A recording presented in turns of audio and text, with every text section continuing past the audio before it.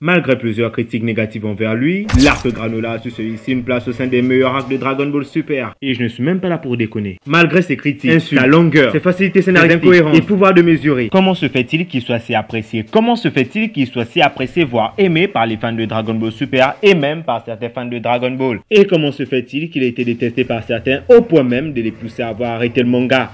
Ensemble, nous allons voir si l'arc Granola de Dragon Ball Super est digne d'être un arc du grand Dragon Ball. L'histoire de base est toute simple. On commence avec une histoire. Déjà, là, ça commence bien, car là où le tournant du pouvoir, lui, ne racontait presque pas d'histoire, Granola Arc, lui, en raconte une. On va suivre l'histoire de Granola, l'ultime survivant de la planète céréale, qui s'est vu décimer son peuple par la race des Saiyajin. Depuis, il leur voue une haine sans rien que de couteau le mot Saiyajin le met hors de lui. Et cette haine se transformera peu à peu en obsession, car tous les soirs, il ne voit que la même chose dans son sommeil. La toute dernière scène qu'il a vue avant de revenir à lui est d'apprendre qu'il était le seul survivant du peuple des céréaliens. Un gorille géant le hurlant dessus. À chaque fois, ce rêve se coupe à cet instant, sans avoir de suite ou de modif au niveau de son scénario. C'est un véritable cauchemar, c'est un traumatisme. De ce traumatisme naît la haine. Et de cette haine naît cette obsession envers la race des Saiyajin et Frieza. Et en découvrant que Frieza et certains Saiyajin étaient encore en vie, Granola ne voit qu'une grâce. Ils vont enfin pouvoir se venger d'eux, de Frieza et de ces Saiyajin qui ont oxy son peuple. Et c'est de là que va l'arc Granola. Et l'idée de base, encore une fois, je le redis et je l'assume, mais c'est vraiment captivant l'histoire de Granola. Ça nous rappelle tous l'histoire qu'avait Xuful avec les Saiyans par exemple. Et aussi le fait de se dire que oui, là Granola il a une vraie raison d'en vouloir aux Saiyans et à Frieza. Ce n'est pas juste qu'il veut se taper, non. Là franchement, il a une vraie raison de défier Vegeta et Goku. Tout l'arc Granola va de cela, de la manipulation des haters et d'un gros malentendu. Même si dès le départ on sait qu'il va forcément finir par s'allier aux Saiyans, donc à Goku et à Vegeta, on regarde quand même parce que le personnage a quand même réussi à captiver certains et certaines, dont moi. Il voulait à tout prix détruire Goku et Vegeta qu'il pensait être au service de Freezer. Retrouver Freezer juste après et lui faire payer pour tous ses crimes, quitte à sacrifier 3 ans d'espérance de sa vie afin de devenir le guerrier le plus puissant jamais vu. Et je ne vous cache pas que j'étais hype.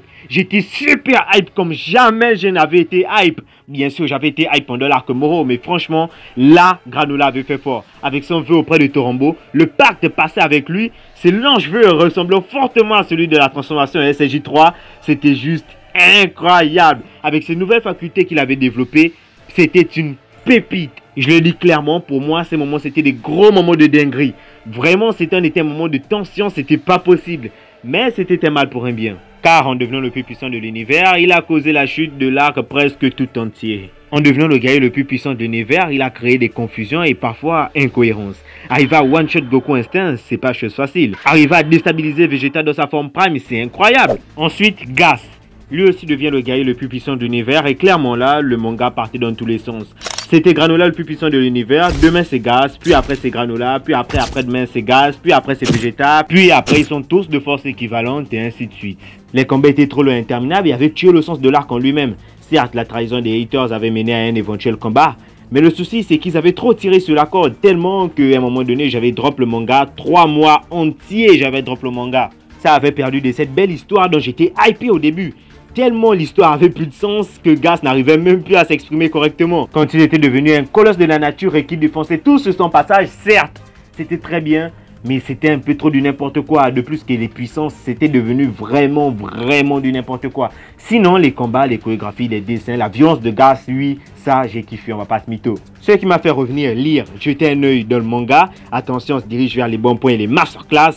C'est pour commencer en number 1, l'histoire étoffée de Bardock dans Dragon Ball Super. C'était absolument incroyable.